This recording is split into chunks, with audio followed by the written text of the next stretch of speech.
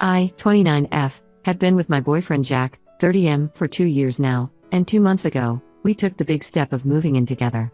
Our relationship started at a mutual friend's barbecue where we bonded over our shared love of 90s sitcoms and terrible dad jokes. From the beginning, Jack was different from anyone I'd dated before, kind, attentive, and genuinely interested in building a future together. The past 2 years have been amazing, and moving in together seemed like the natural next step. Everything was going great until I discovered something that's been weighing heavily on my mind. Jack has a younger sister, Emily, 26, and a 3-year-old niece, and they're an incredibly tight-knit trio. I knew Jack cared deeply about them. He'd often spend weekends at their place or have them over for dinner. What I didn't realize until we moved in together was just how much he financially supports them. To my complete surprise, Jack pays their rent in full every single month. Emily and her daughter live in a modest 1-bedroom apartment about 20 minutes from us. While the rent isn't outrageous by city standards, it's still a significant monthly expense that Jack shoulders entirely. Emily doesn't have a traditional job. Her explanation to Jack was that working a regular job wouldn't cover daycare costs for her daughter, let alone their other living expenses. She does small jobs here and there, walking dogs for neighbors, selling baked goods at local markets, and occasionally helping friends with their kids, but it's barely enough to cover groceries. The situation with Emily started about 3 years ago. She was married to this guy named Tom who, by all accounts, seemed perfect on paper. He had a stable job in finance, treated Emily well, and everyone thought they were the ideal couple. They had a beautiful wedding that Jack helped pay for, and everything seemed perfect. But things took a dark turn after their daughter was born. Tom started staying out late, making excuses about work meetings and client dinners. Money started disappearing from their joint account, and Emily would find receipts from casinos in his coat pockets. Eventually, she discovered he had a severe gambling addiction. He'd not only blown through their savings but had also taken out multiple loans and maxed out several credit cards. When Emily confronted him about it, he disappeared. Just packed a bag one day while she was at her prenatal checkup and vanished, leaving her 7 months pregnant and drowning in debt. That's when Jack stepped in. I can understand why. Their backstory makes it even more complicated. Jack and Emily lost their parents in a car accident when Emily was 18 and Jack was 22. They were coming back from Emily's high school graduation when a drunk driver hit them. Jack had just graduated college and was starting his first job as an engineer. Instead of focusing on his career, he had to become both brother and parent to Emily. He helped her through community college, supported her emotionally through the grief, and basically put his life on hold to make sure she was okay. So when Tom abandoned Emily, Jack didn't hesitate to help. It started small, helping with groceries, covering a few bills here and there. But as Emily's pregnancy progressed and the extent of Tom's gambling debts became clear, Jack's financial involvement grew. He started paying their rent, utilities, and even bought all the baby supplies. His plan was to help until Emily got back on her feet, but 3 years later, nothing has changed. I discovered all this because Jack and I recently had a serious conversation about our financial future. We were discussing savings goals and how we'd split expenses, and that's when I learned that Jack has absolutely no savings. Not a penny. This floored me because he's a successful engineer at a good firm, making well above average salary. When I pressed him about it, he finally opened up about just how much he gives to Emily every month. Between their rent, utilities, and other essentials, plus helping with the gambling debts Tom left behind, Jack's entire paycheck is gone by mid-month. Last week, we were talking about possibly buying a house together in the next year or two. Jack seemed excited about the idea until we started discussing down payments and mortgages. That's when reality hit hard. He can't contribute anything because every spare penny goes to Emily and his niece. When I brought this up, suggesting that maybe Emily could start working towards financial independence, Jack got defensive. He said I couldn't understand because I didn't grow up without parents. He talked about how Emily and his niece are his only family, and he can't abandon them like everyone else has. I tried explaining that supporting family doesn't mean sacrificing your entire future. I suggested that maybe we could help Emily create a plan to become more independent, job training programs, education, or even just a timeline for reducing her dependence on Jack. But he shut down completely. Emily isn't even trying to improve her situation. She posts daily on Instagram about her baking and craft projects, but there's no mention of looking for steady work or trying to build a career. The most frustrating part is that Emily seems to take Jack's support for granted. She'll call him at all hours asking for extra money for things like new clothes for her daughter or supplies for her baking projects. If he hesitates even slightly, she brings up their parents, saying things like Mom and Dad would want you to help us or we're the only family you have left. I love Jack and I admire how much he cares for his family. But I'm worried about our future together. How can we build a life when he's carrying this enormous financial burden? What happens when we want to start our own family? Will Emily's needs always come before ours? Jack is letting his sister take advantage of his guilt and grief over their parents' death, and I don't know how to make him see it without seeming like I'm attacking his only family. Am I being unreasonable here?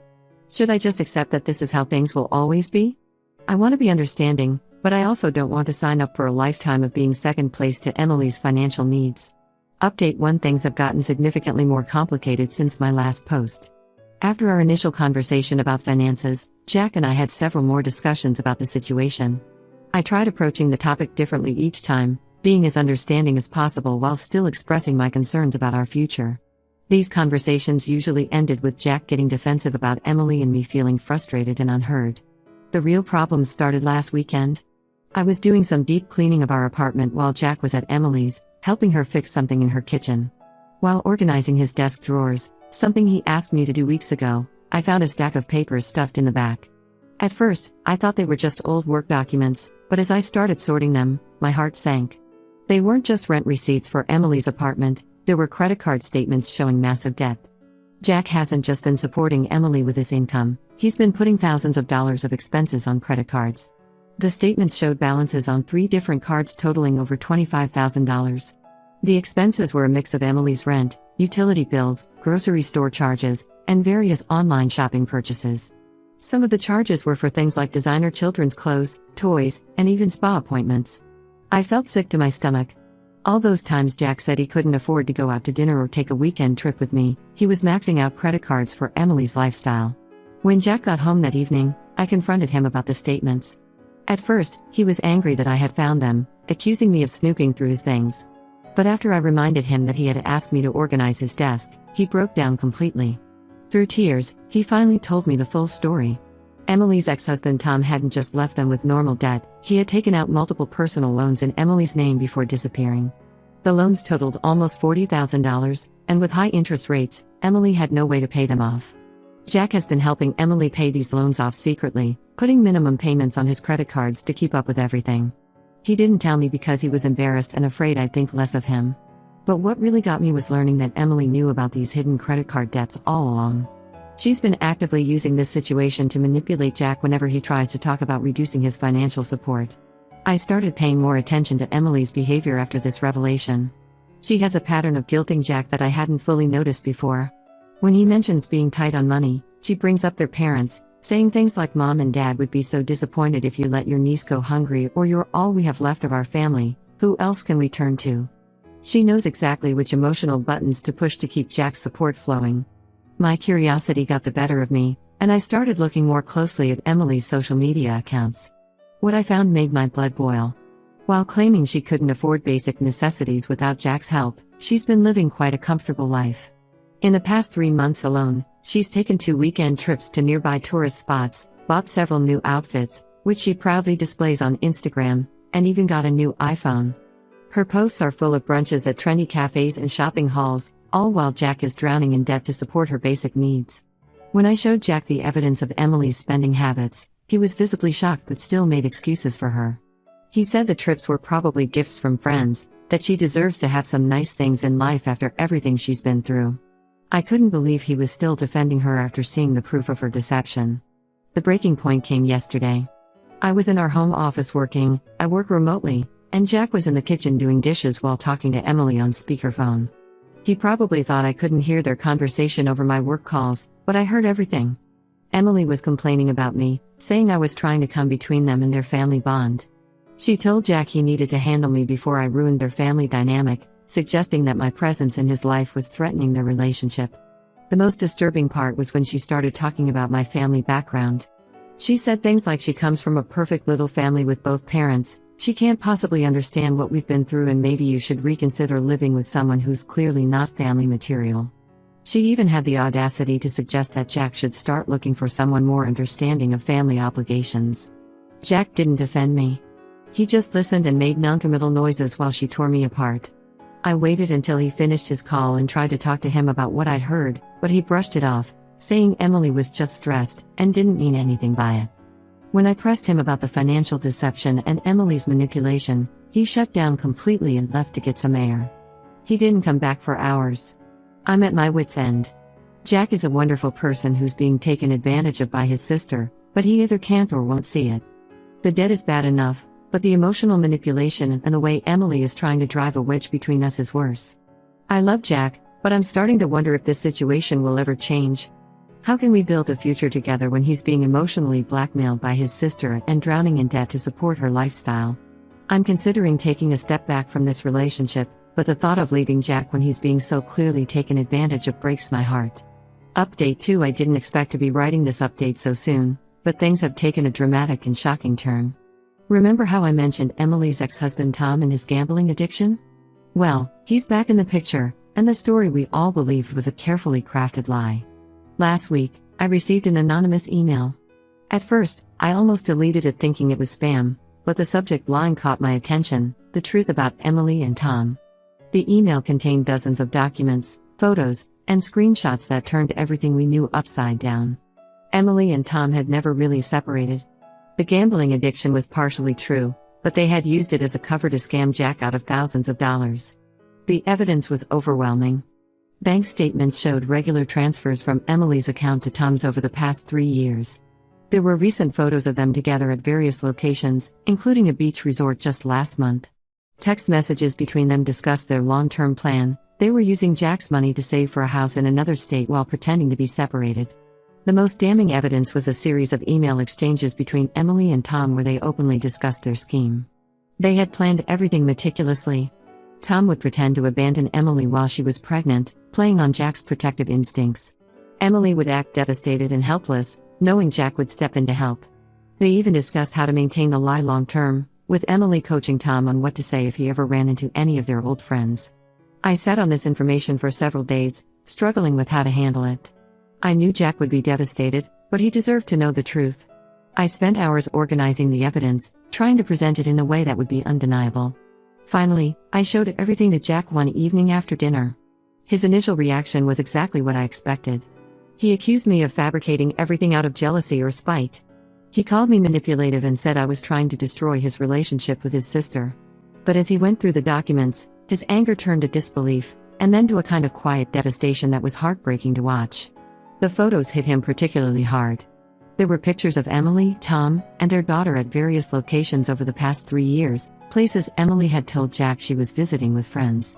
There they were, playing happy family while Jack worked himself to the bone and racked up debt to support them. Jack confronted Emily the next day. He went to her apartment unannounced, and to everyone's surprise, Tom was there. Emily didn't even try to deny anything. She broke down and admitted everything, though her confession felt more like justification than remorse. She talked about how hard it was growing up without parents, how she and Tom just wanted to build a better life for their daughter, and how they knew Jack would help if he thought she was alone and struggling. The hardest part for Jack wasn't even the financial betrayal, it was learning how his niece had been used as a pawn in their scheme. Emily would often use her daughter as leverage, knowing Jack would do anything for her. She would send photos of his niece looking sad or telling stories about how they couldn't afford new clothes or toys, all while living quite comfortably off Jack's money and their own savings. The extent of their deception became clearer as more details emerged. The gambling debts were real, but they were nowhere near as massive as Emily had claimed. Tom had lost about $15,000, not the $40,000 they told Jack. They had already paid off most of it themselves but kept the story going to maintain Jack's financial support. All those credit cards Jack maxed out trying to help them? That money went straight into their savings account for their future house. What really broke Jack was discovering that some of his friends had known the truth. A couple of them had seen Emily and Tom together but didn't say anything, thinking it wasn't their place to get involved. They assumed Jack knew and was just helping his sister despite everything. Their silence had allowed the deception to continue for years. I found Jack crying in our bedroom last night, looking at old family photos. He kept asking how he could have been so blind, how he didn't see all the signs that were right in front of him. The sister he'd sacrificed everything for, the one person he thought he could always trust, had been lying to him for years, using their parents' memory and his love for his niece to manipulate him. Update 3. The aftermath of Emily's deception hit Jack harder than anyone expected. The day after confronting Emily, he cut off all financial support and blocked her number. It turned out that she and Tom had saved nearly $50,000 from Jack's support over the years, so they weren't in any real financial trouble. This only made the betrayal worse, knowing that they had been stockpiling his money while watching him struggle with credit card debt. Jack fell into a deep depression for several weeks.